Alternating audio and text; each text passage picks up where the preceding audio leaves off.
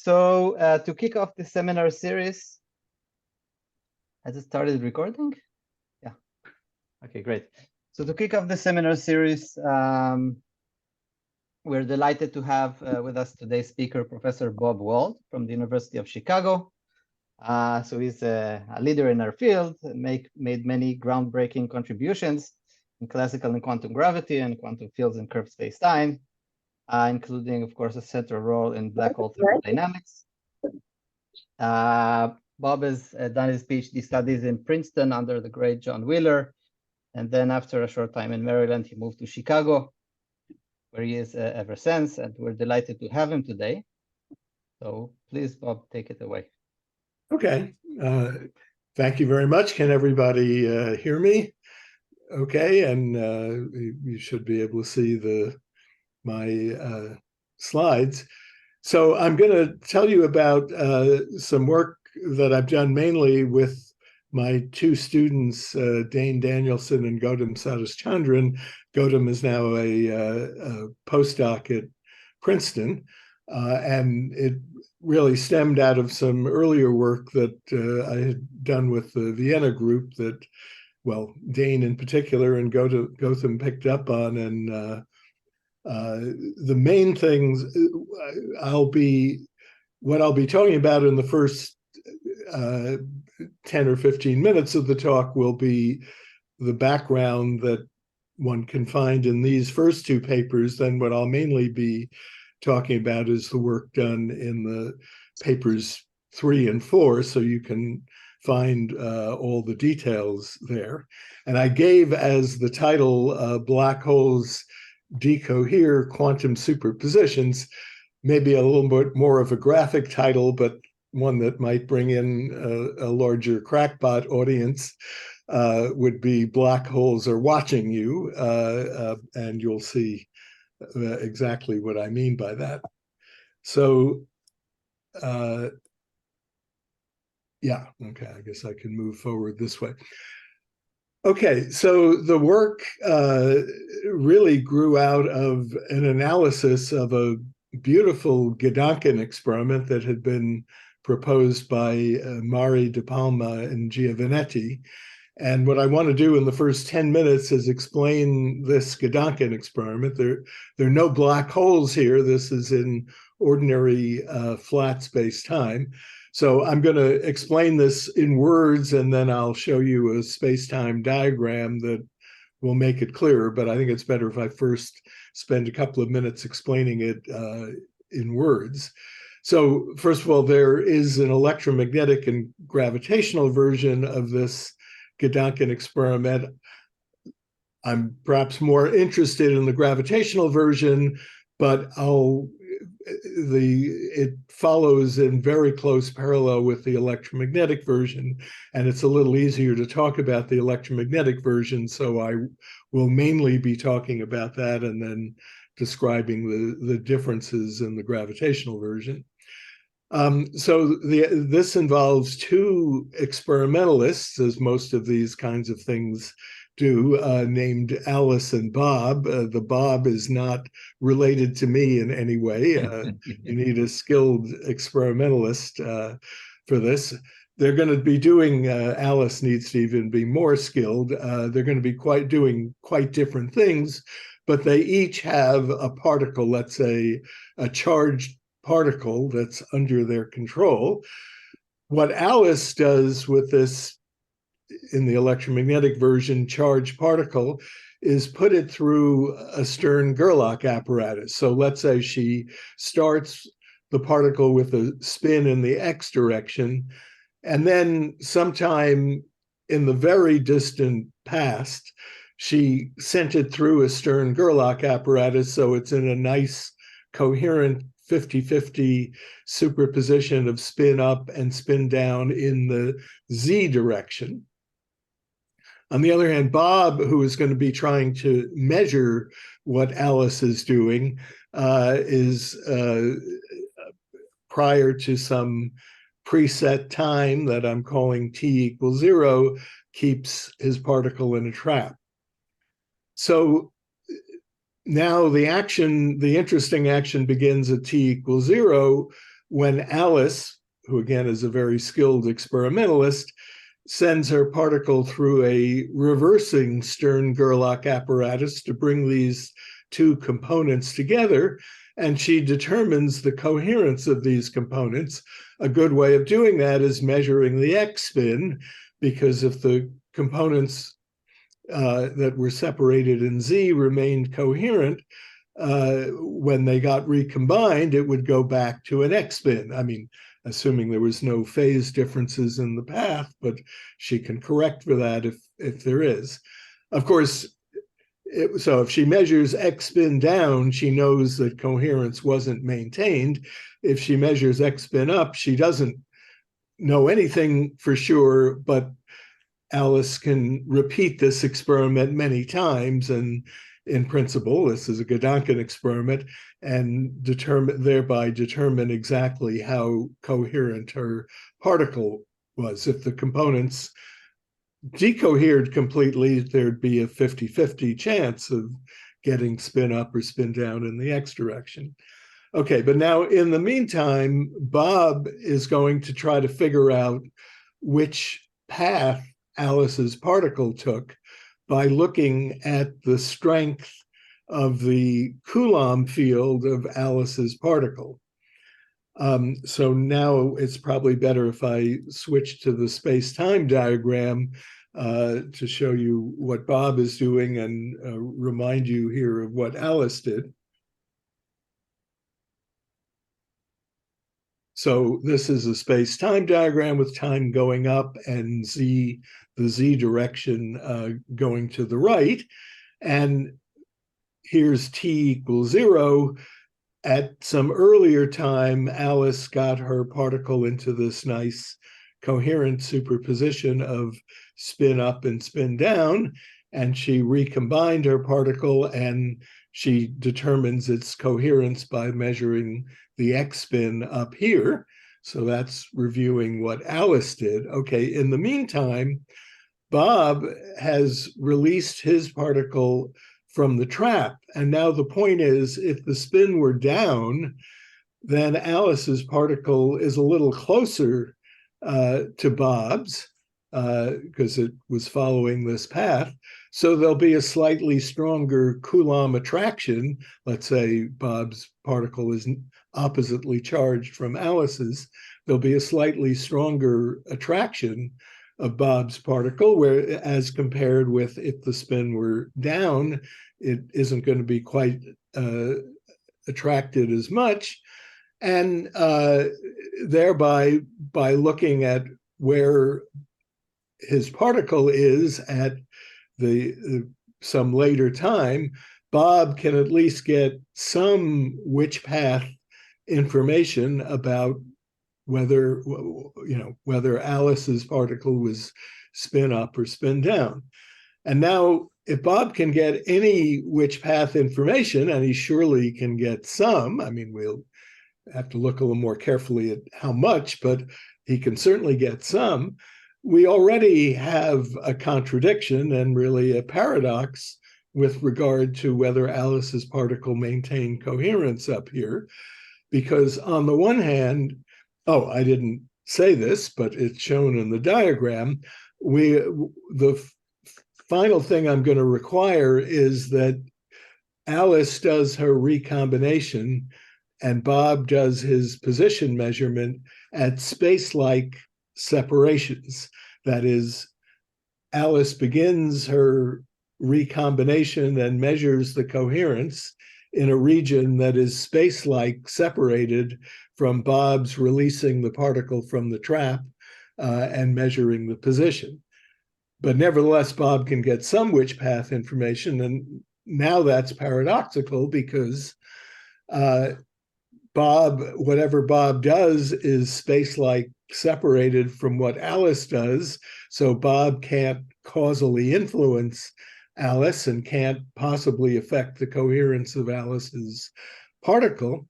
But on the other hand, if Bob can get any which path information, his particle must be entangled with Alice's particle, and that must result, by just the ordinary quantum mechanical rules, that must result in some decoherence of Alice's particle. So the question is, will Alice's particle maintain coherence under this Gedanken experiment? And this would be a good point for me to pause briefly to make sure to see if there are any questions, and if anyone who hasn't read the papers on the first slide has a resolution, then you might save a lot of time in the rest of the talk by just giving the resolution, or at least I have a lot to say with black holes still, but at least this part of the talk could be shortcut. So I will. I have a question. Yeah. That I think I encountered already, but I don't remember the answer. Why couldn't it be that the electric field experienced by Bob would be the sum of the electric fields from both of the particles, just by linearity? Yeah, but in ordinary quantum electrodynamics, I mean, in the gravitational case, since we don't have a quantum theory of gravity, one might say gravity shouldn't be quantized and the gravitational field should be just responding to some expectation value. But we do have quantum electrodynamics, and in quantum electrodynamics, the electromagnetic field will be, entangled. I mean, if the Coulomb field will, if the spin of the particle is down and is over here, the Coulomb field will correspond to that, and that will be superposed with the Coulomb field of the particle being here and the Coulomb field being there. I mean, the Coulomb field will not be the average of the two, I mean, the expectation value of the Coulomb field will be the Coulomb field of the expectation value of the charge current source. But I understand. I understand this other state that you are describing, but can you convince me by a one-liner why shouldn't it be the other I mean, state? let's separate the particles by a huge amount, and then Bob is measuring, according to this idea, the average Coulomb field. Now suppose Alice measures where the particle is and finds the particle to be over here, then let's say this particle is way over there, and does the Coulomb field instantaneously jump to the new value corresponding to where Alice found the particle, or does the Coulomb field remain the average even though the particle is now definitely here? I mean, you'd run into these kinds of contradictions if you wanted to maintain that something different. Okay, thanks. I understand the argument. I'm not sure I'm convinced immediately, but I will think about it. Thank you. Yeah, I have another question which relates actually to what you just said. Yeah. Are we supposed to consider the retarded potential, not the something like separation? We should be considering the retarded field, but this was in a stationary position all the way back here in the past. I haven't shown it. So the retarded field here is really the Coulomb field. So, but then, no, if it's the retarded, you just said that the two places are space-like separated. Yeah. So if they're space-like separated, then I will feel the field, the particle will feel the field, which was much earlier. Yes, but that's here. Bob is doing his experiments space-like separated from the region where Alice is doing the recombination, but not space-like separated from this past region that extends all the way back. So Bob is precisely seeing the Coulomb field of the separated particles. Yeah, okay. Thanks.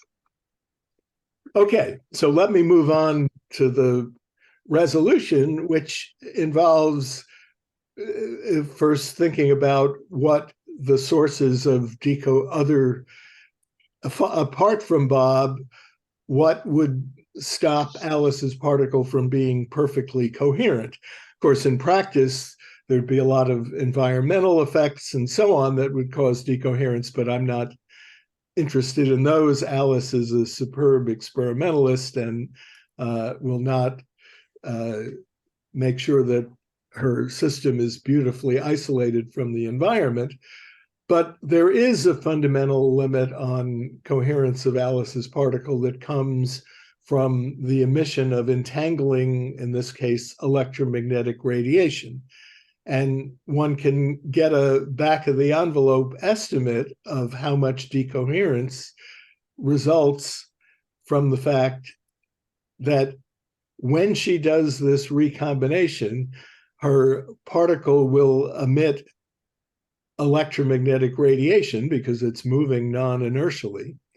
In fact, it would be most easiest to think about this if you imagine that one of these paths remained inertial and the other one that was accelerating. You'll get the same result if you do the general case, but it's easier to think about this case.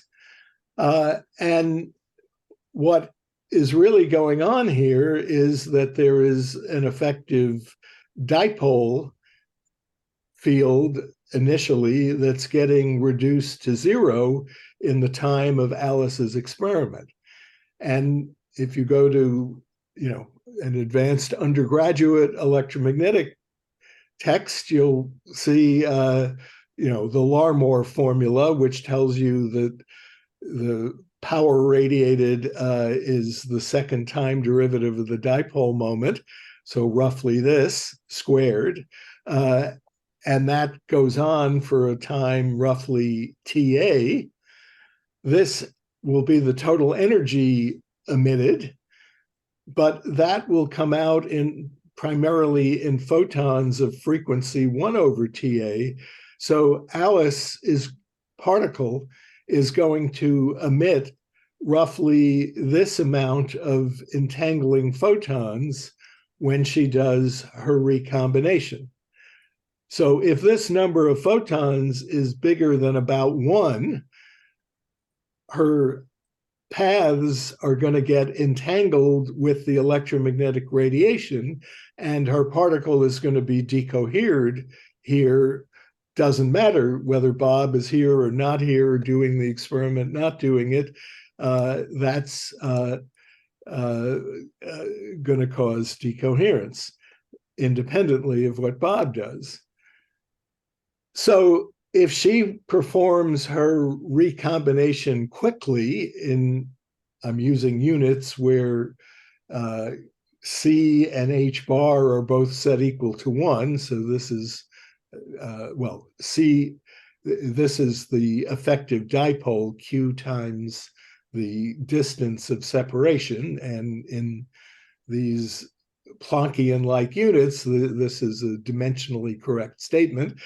If she does the experiment faster than the dipole, she's going to destroy the coherence. And it doesn't, if Bob can figure out which path she took, there's no paradox. On the other hand, if she does her experiment slowly, then she can ensure that there's negligible radiation really emitted, and she doesn't destroy the coherence of her particle. But then Bob is required, she does it slowly, Bob is going to have to be further away or is going to have to do his experiment much more quickly.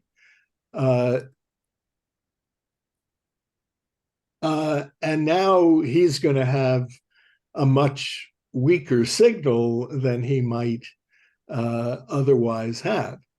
And if one goes through, one can do a back of the envelope estimate of this, and one can see that merely the vacuum fluctuations of the electromagnetic field are going to be much larger in that case, or larger than the separation. Well, the separation, the change in position of his particle due to vacuum fluctuations of the electromagnetic field are going to be larger than the separation that you would get in his particle, and he's going to get essentially no information about which path Alice has taken.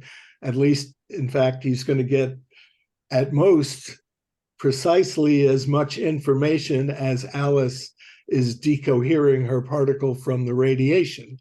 And indeed, what we showed, Danielson, Sadhuschandran, and I showed, is rigorously that if Alice and Bob are following the protocols of this experiment, then one can interpret what Bob is doing.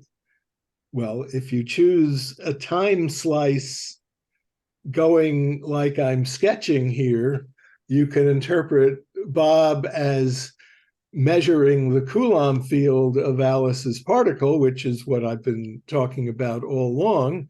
But if you draw a time slice going in this manner, you can interpret Bob as measuring the radiation that has been emitted by Alice's particle, and thereby show that you can't possibly get more which path information than Alice is already causing, or the decoherence associated with Bob's measurement can never be more than the decoherence Alice is already causing by emission of radiation. But that would take a little bit of time to explain. It would actually be the subject of a different talk that I could have given instead of this one. What I want to do with this as background is move on to the case where we do this Gedanken experiment, but now the twist on it is Bob is inside of a black hole when he does his measurement. So moving on now to what will be the subject of the rest of my talk, I've now drawn, I can now show you everything in space-time because I've drawn a conformal diagram of a space-time. In the space-time, you have gravitational collapse of a body to form a black hole. Alice is outside of the black hole in a stationary laboratory. She may need, a rocket ship or some, structure to hold her stationary, but she doesn't have to be very close to the black hole, so that's not problematic. And now I'm showing that she separated her particle with the Stern-Gerlach apparatus at this early time.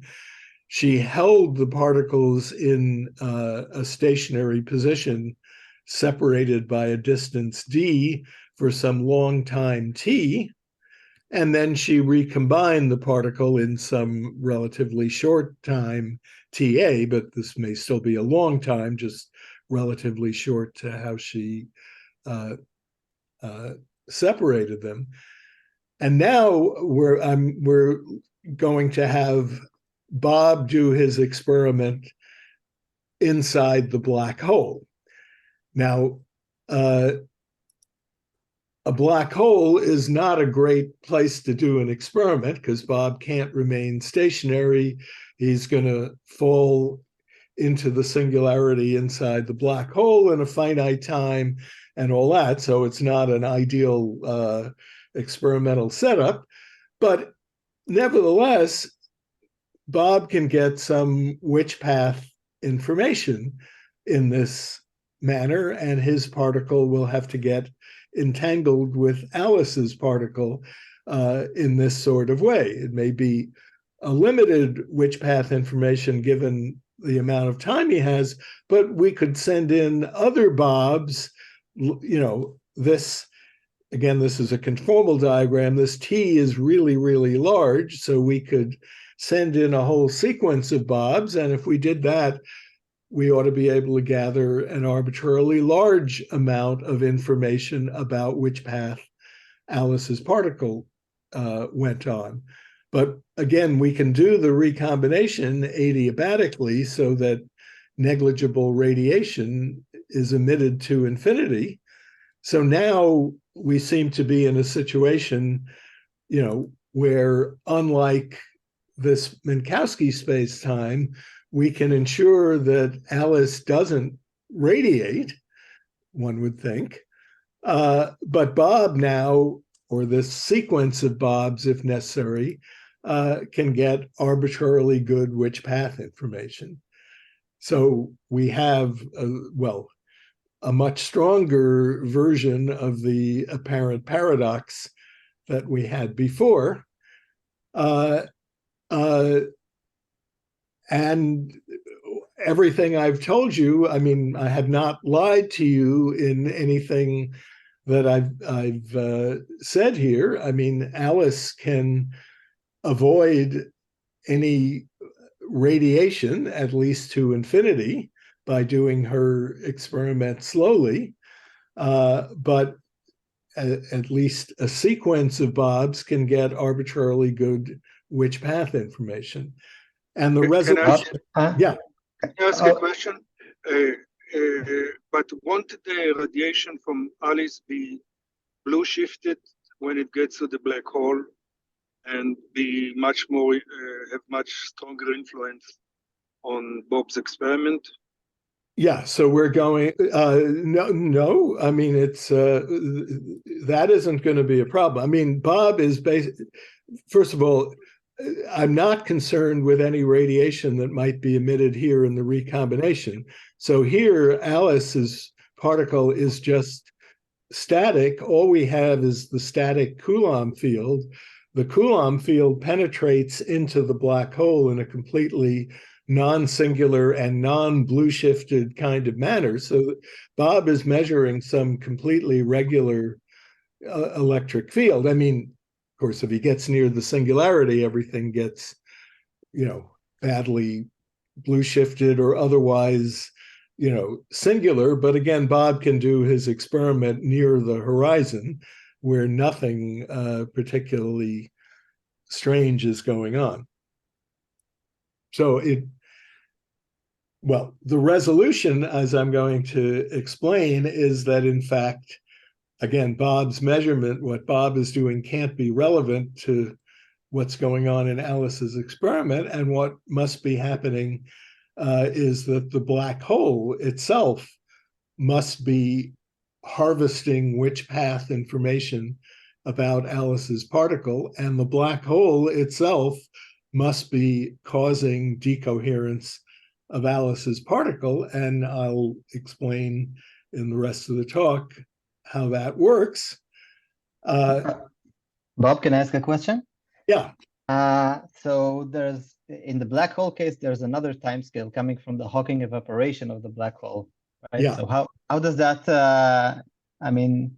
come into, and you're also looking for a long time scale in order to do the experiment adiabatically. So how do the two time scales compare? Yeah, well, when we calculate how much time is needed for decoherence, one will be able to see that this is not, directly related to any Hawking radiation time scale. I mean, the formulas are quite different. Now, how much decoherence results from here depends a lot on how far away Alice is from the black hole, but it is not some decoherence caused by scattering of Hawking radiation or anything like that. It really is a different effect. But another question, please.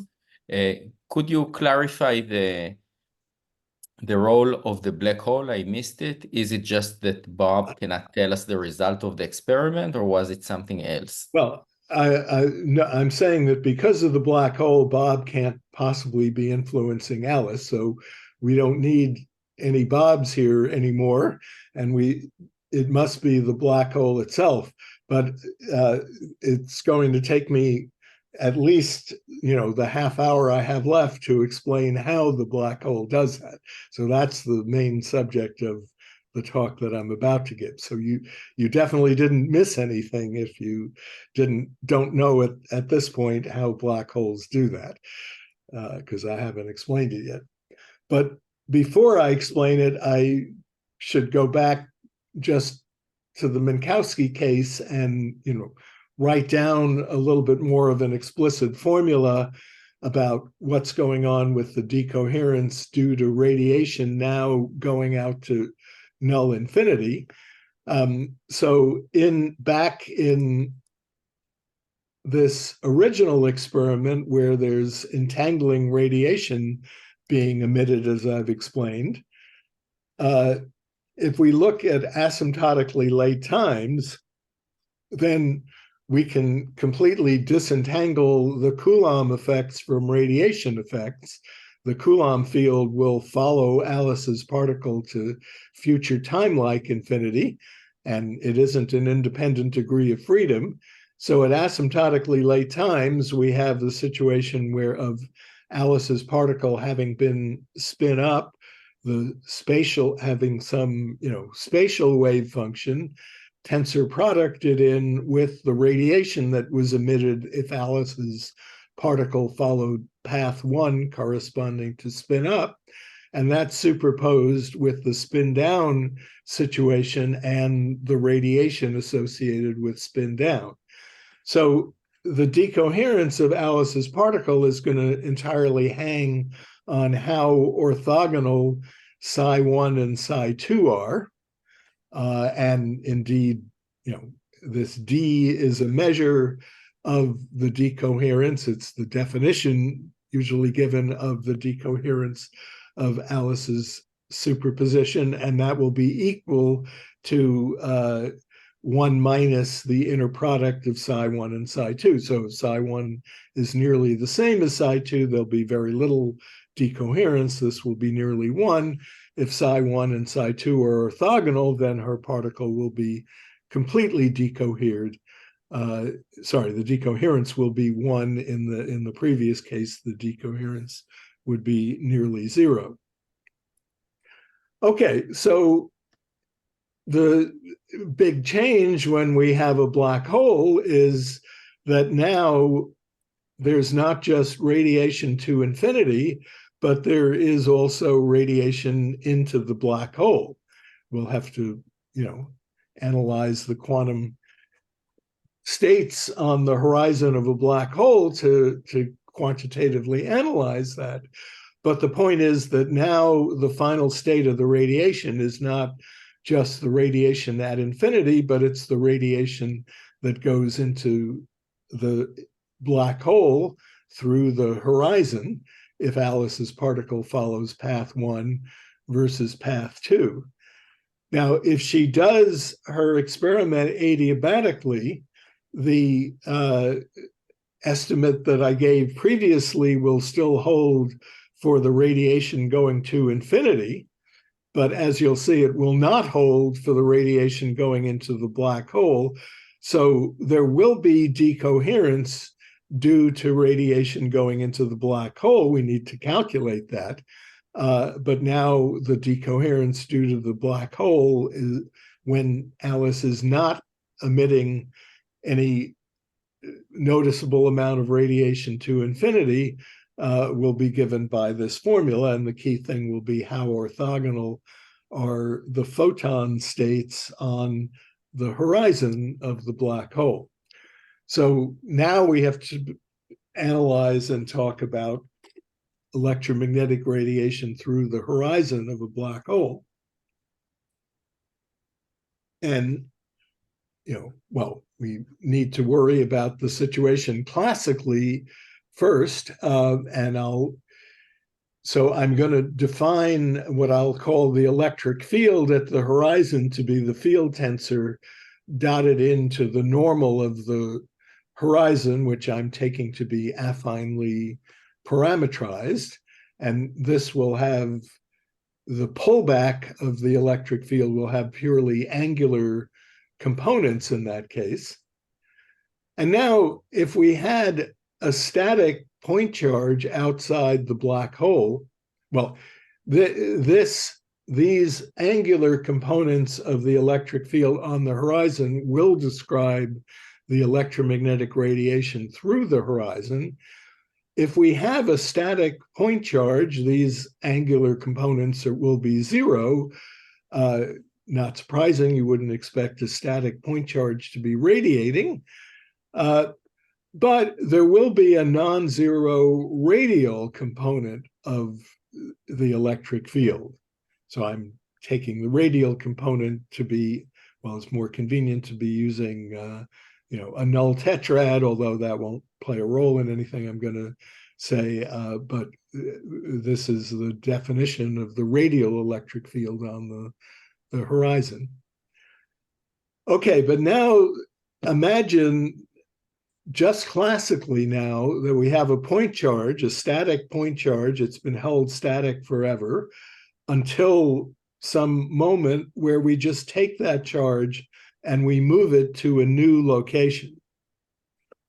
Okay, well, we have Maxwell's equations on the horizon tell us that the divergence of the angular components of the electric field will be the time derivative of the radial component. That's just the divergence of E Maxwell equals zero Maxwell equation on the horizon. But now this is rather remarkable, because if we integrate this over time, we see if we take the point charge from one position and move it to another position, the radial electric field will be different. So we'll get a contribution when we integrate over V, which means that this quantity involving the integral of the angular components of the electric field is going to be non-zero. And in fact, it is going to be independent of how we move the charge. It doesn't matter how slowly we move it, this integral will be non-zero.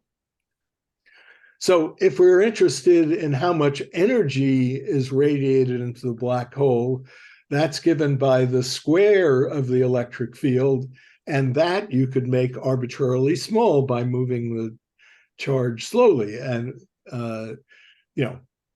so you don't have to worry about radiated energy if you move a charge slowly outside the black hole.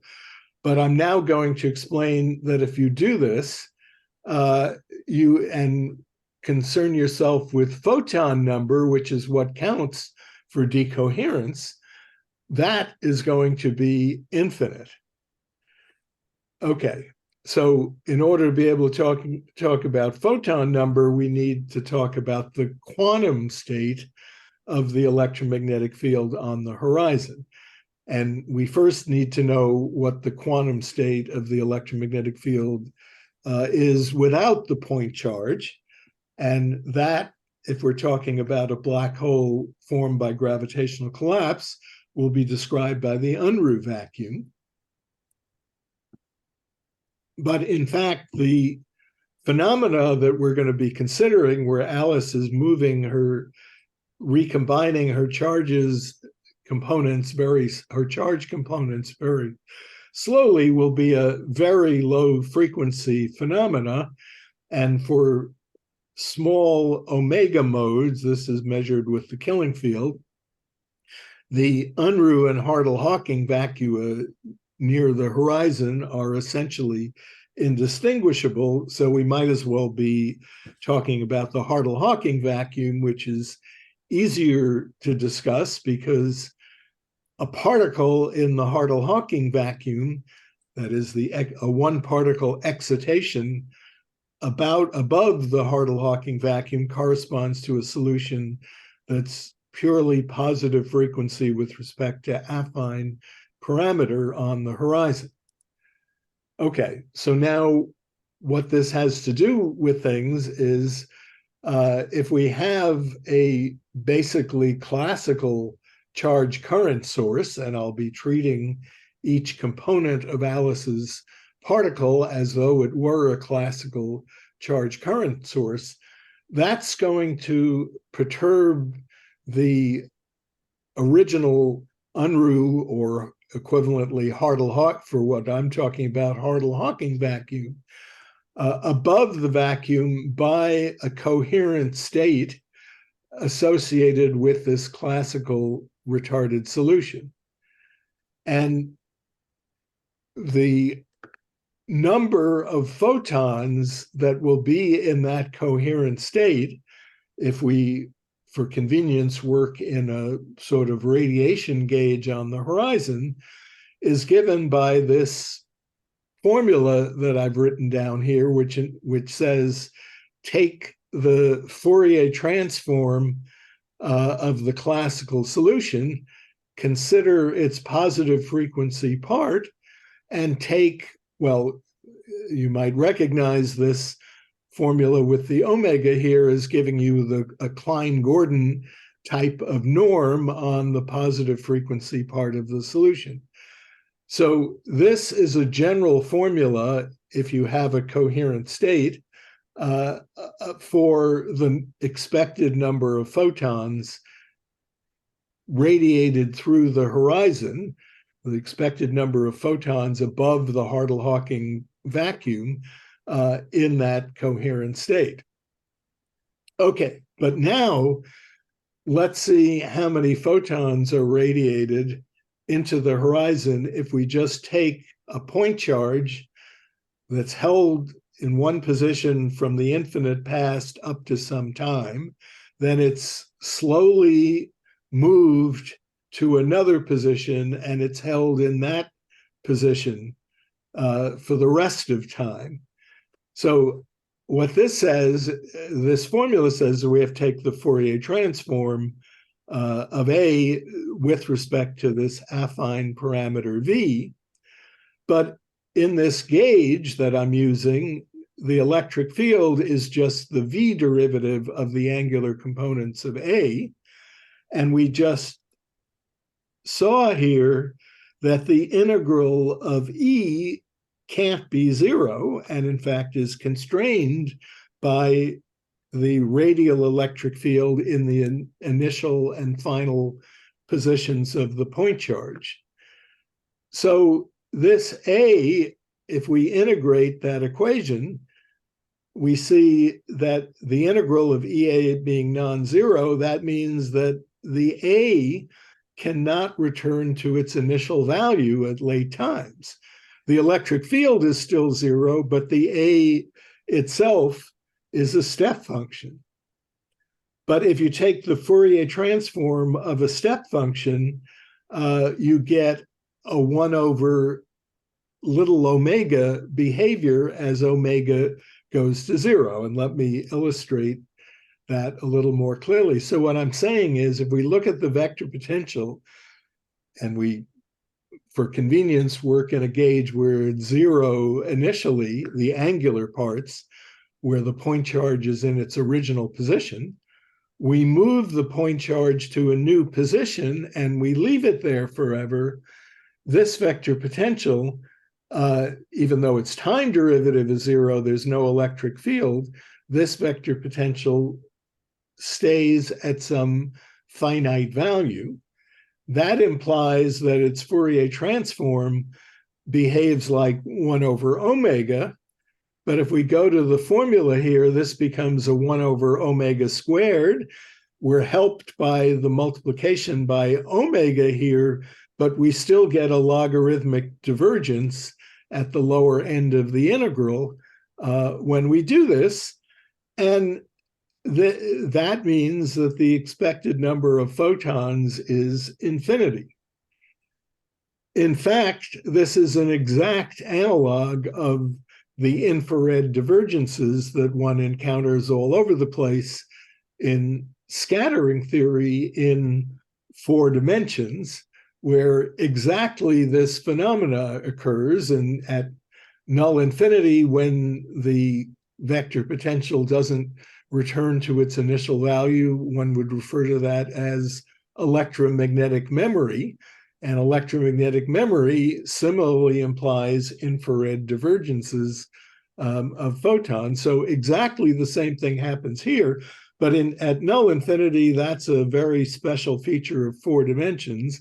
Here, there is no special feature needed. This works in any dimension with any black hole. So an infinite number of what one might call soft photons are radiated through the horizon. Notice that if we were calculating energy, we'd have an extra factor of omega here and we'd get no divergences, and we can make the amount of energy as small as we like, but the number of photons cannot be made small. So for the purposes of our estimates, we need to know, for making estimates of the effect, we'll actually need to know the height of this memory, black hole kind of memory effect, and we can estimate that easily. So I'll do that here, and then I'll finally return to analyzing Alice's experiment. So the radial, if we're not too close to the black hole, I mean, we can do it close to the black hole as well, but just for a back of the envelope estimate, if we're not too close from the black hole, the electric field will be of order of what you'd expect from Coulomb's law if you're a distance b from the black hole. The change in the radial electric field will be of order the dipole over b cubed, the effective dipole over b cubed. The change in the radial electric field then will be given, will be related to the change in the angular components of the vector potential by what I've written. And if you then take into account you know, the r squareds that you'll get from this derivative operator and so on, looking at this equation on the horizon, you see that this height of the change in the vector potential is of order the dipole times m squared over b cubed. Okay, so we're not interested in a kind of situation where we move the charge to a position and leave it there forever. What Alice is doing in her experiment corresponds more closely to moving a charge to a new position, holding it there for a very long time, and then moving it back to its original position. So in that case, the infrared divergence gets cut off. The vector potential has this step function shape. And if you then estimate the number of photons associated with a vector potential of this sort, you don't get infinity anymore. You get the height times, it's a logarithmic effect in affine time. So you get this estimate for the number of photons in that sort of situation. If we had only a logarithmic effect, that would really be, you know, you'd have to be waiting a really long time to do things. But in fact, affine, this is an affine time, which is exponentially related to killing time. So in terms of killing time, which up to the redshift factor for Alice's lab is the same as proper time in Alice's lab. And if Alice is not too close to the black hole, this t could be taken to be the proper time in Alice's lab. This is the expected number of photons that you'd get by moving a charge, holding it in the new position.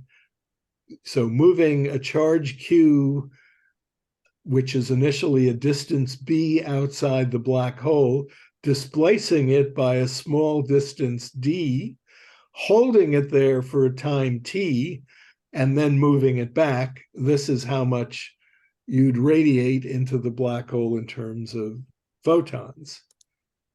Okay, so we're finally ready to analyze Alice's experiment, because she as I've explained, is putting her particle into a spatial superposition. She's keeping it there for some time t, and then recombining it.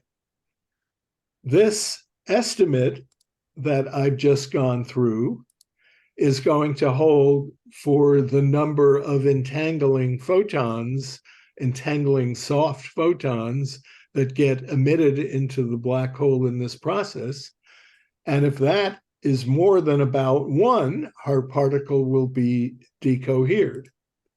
So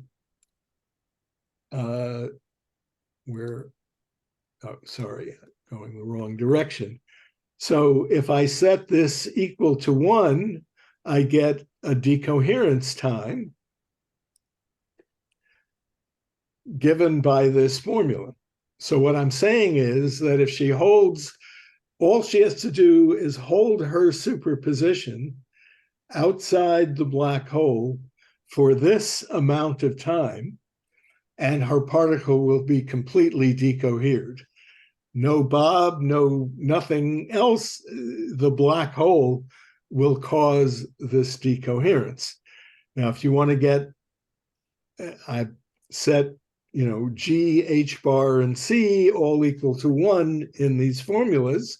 If we put that back in and write it in, more graphic units to give a clearer idea of what the magnitude of this is, let's consider the case where we're on Earth, but the sun is a black hole instead of being the sun. So we're an AU from the black hole.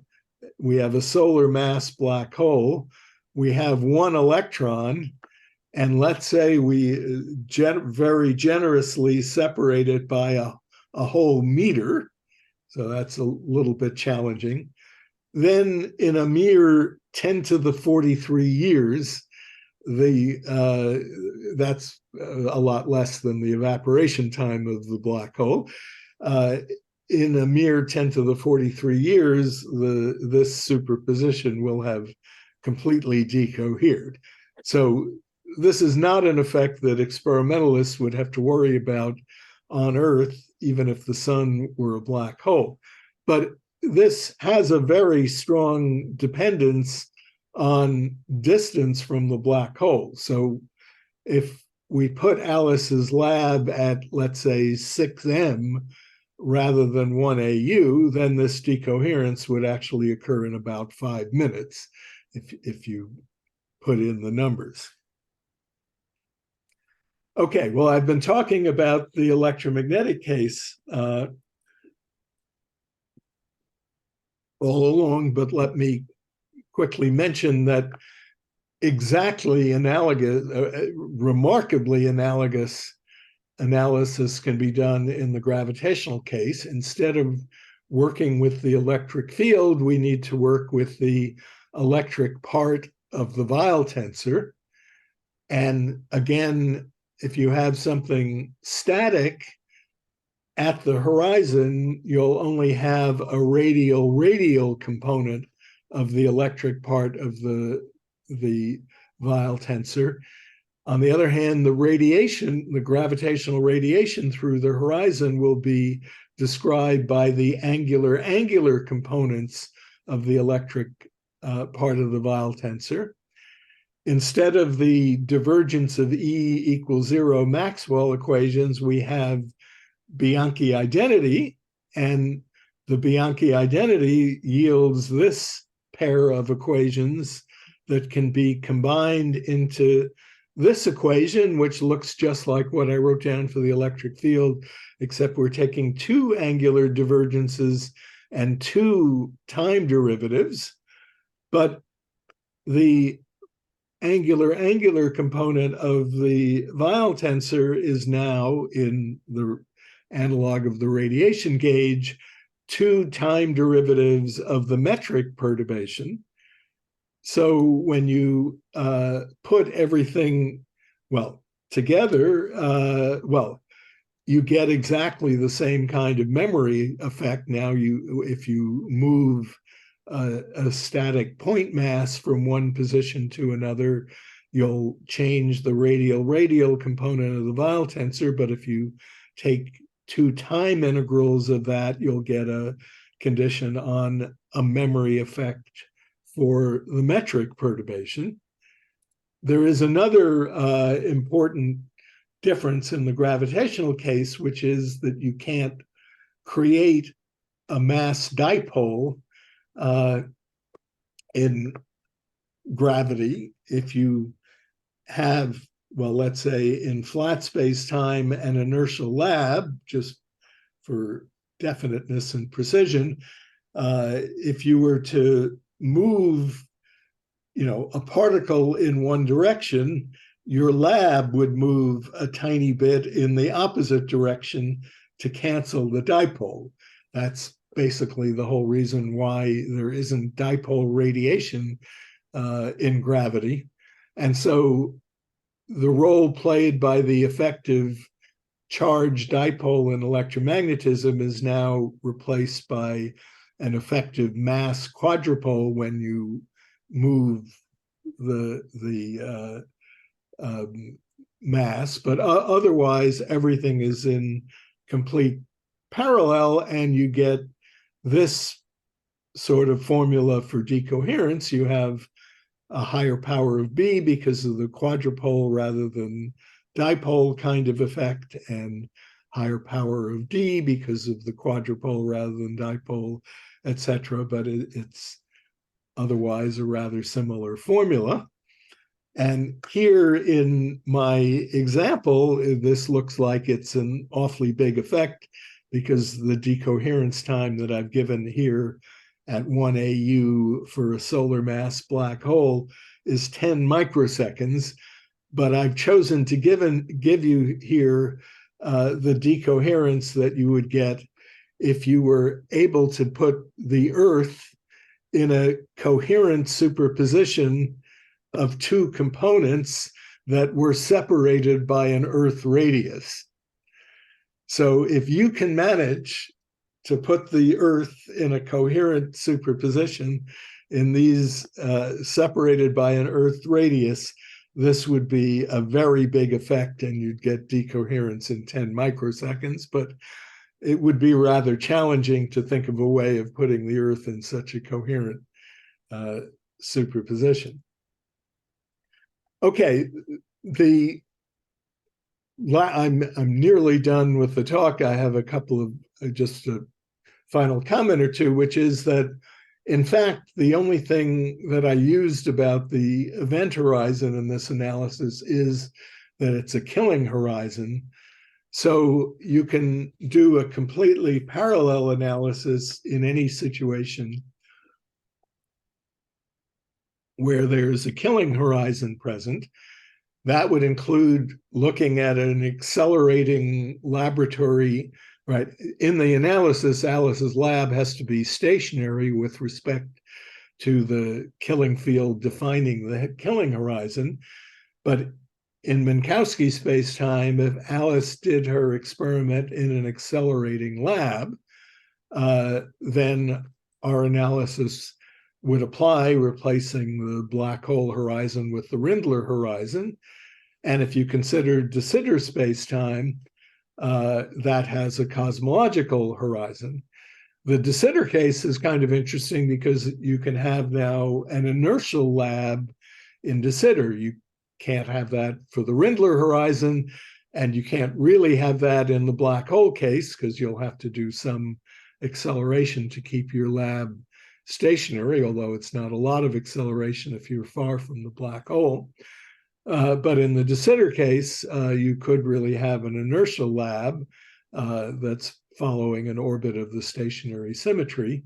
And if you do this, repeat this analysis, putting in the parameters for the cosmological horizon in de Sitter, you find a electromagnetic decoherence time of order of, this is the Hubble radius here times this effective dipole, and in the gravitational case you get a again, a higher power of distance and a higher power of this d, but otherwise similar formula. So what I've tried to tell you is that black holes and more generally killing horizons are capable, in fact, you can't stop them from harvesting information about superpositions of spatially separated components. And they manage to do this by absorbing soft photons or gravitons that are associated with these long-range fields associated with the matter that comprises these components. This, isn't a huge effect locally, as I've indicated, putting in the numbers, but given enough time, the black hole is going to decohere any quantum superposition. And I think it remains to be further investigated what the significance is for our understanding of black holes in a quantum theory of gravity. So thank you.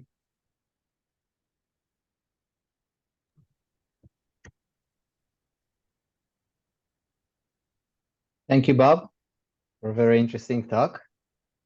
Questions, please.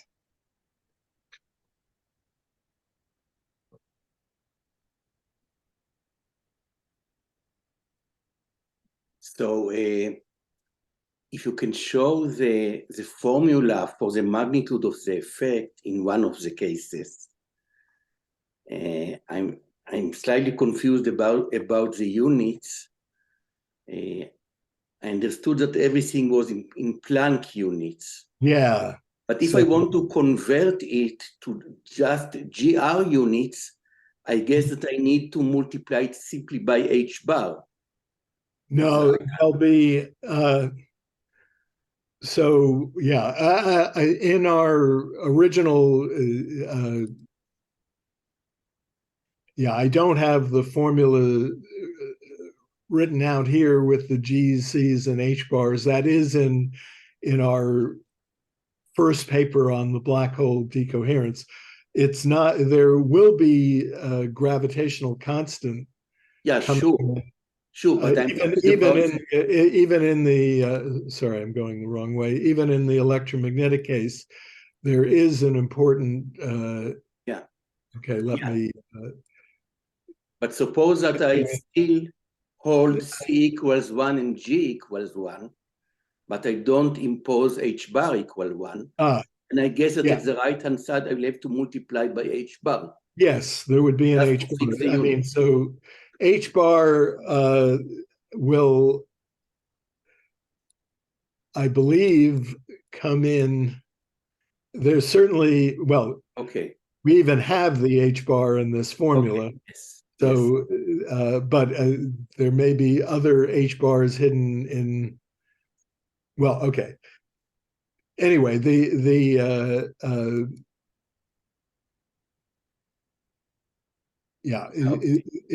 okay.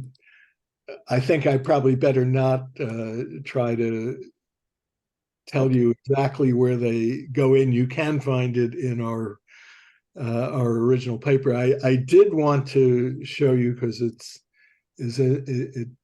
is interesting and relevant, but I'm not sure I can find it here. Here. The surface gravity of the black hole does come into this in an important way in the relation between affine time and killing time, and the surface gravity, if you put in the G's and C's, will have a G in it. So even in the electromagnetic case, there will be a G coming into the formula as well. Yeah, okay.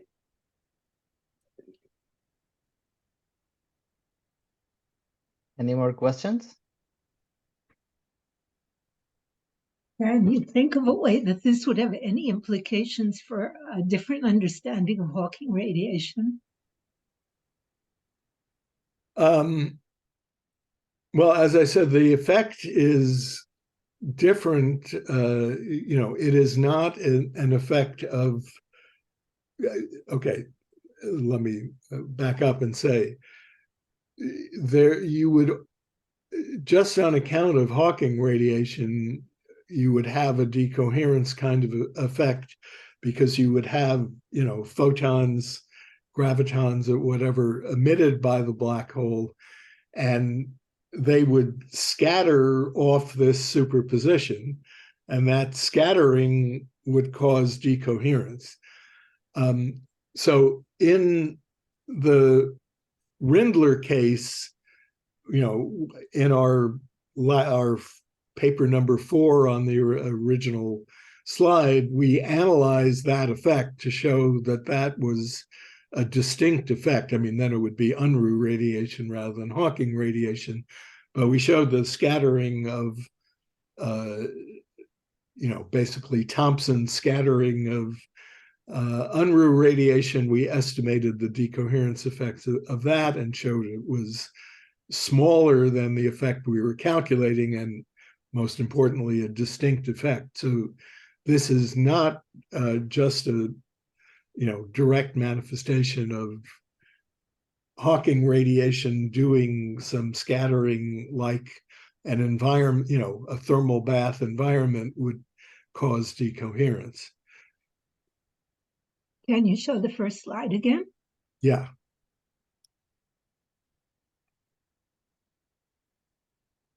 Yeah. Thanks. So in this paper, the 4th paper, we analyze that question in the Rindler context, where it's easier to do the analysis. Thanks. Okay.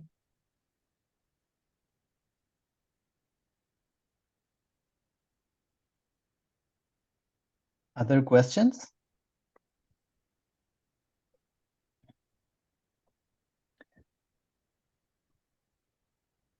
So maybe I have a last question. So in the gravitational case, so just to understand kind of the theoretical framework that in the gravitational case, so it's not semi-classical gravity, right? It's quantum linearized gravity, or?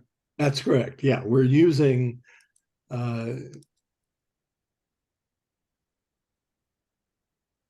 so we're using linearized gravity, right? In this, and also, I mean, I didn't discuss the original Gedanken experiment, but that, I didn't discuss the gravitational case of the original Gedanken experiment that I discussed in the first 15 minutes of this talk, but we are also using linearized gravity in the analysis.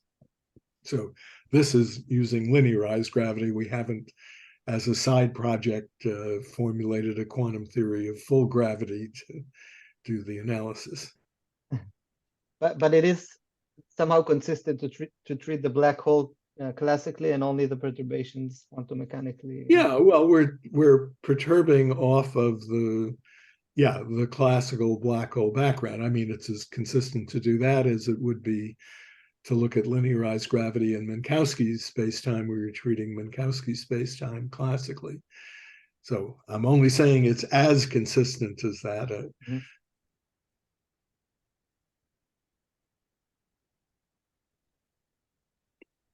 Okay, any last question? All right, if not, let's thank Bob again. Okay. Thanks for a very interesting Thank you. talk. Thank you. for the Very talk. interesting. It was good to see you. Yeah, good to see all of you. I'll close the recording.